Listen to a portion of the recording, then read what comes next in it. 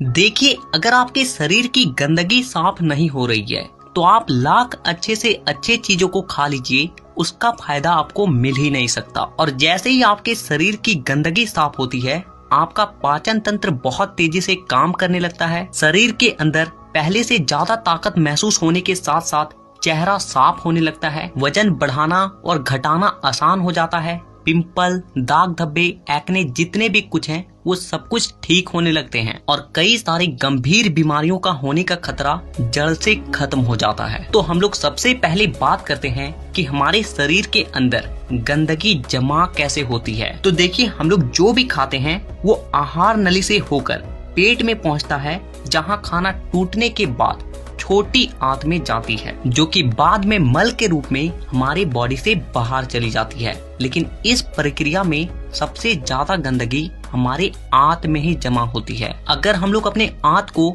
Zoom कर कर देखें तो वो कुछ इस तरह का दिखाई देता है, जिसमें उंगली की तरह दिखने वाली छोटी छोटी उभार होती है, जो कि एक फिल्टर के तरह काम करती है, क्योंकि इन उभार के अंदर नसें होती है जो कि हमारे शरीर के अलग अलग हिस्सों से जुड़ी होती है और इसी नस के जरिए खाने में मौजूद पोषक तत्वों को खींचकर खून में और हमारे शरीर के अलग अलग हिस्सों तक पहुंचाया जाता है। लेकिन जब हम लोग जाने अनजाने में गलत तरीके के खाने का इस्तेमाल करते हैं तो वो हमारे आंतों में चिपकने लगती है और धीरे धीरे दीवार पर एक मोटी परत बनाकर जमा हो जाती है, जिससे कि जब हमारी आंतें खाने में मौजूद पोषक तत्वों को खींचती है तो उसके साथ साथ गंदगी भी हमारे खून में मिल जाती है और फिर शरीर के अलग अलग हिस्सों में जाकर ये गंदगी जमा हो जाती है। जब ये गंदगी खून के जरिए हमारे लीवर तक पहुंचती है तो फैटी लीवर और जॉन्डिस जैसी बीमारियां होती है। जब ये किडनी में जमा होती है तो किडनी स्टोन और फेफड़े में जमा होने से अस्थमा, और जब खून के जरिए दिल तक पहुंचती है तो कोलेस्ट्रोल और हमारी नसों में ब्लॉकेज पैदा होती है। और जब ये गंदगी हमारी स्किन में पहुंचती है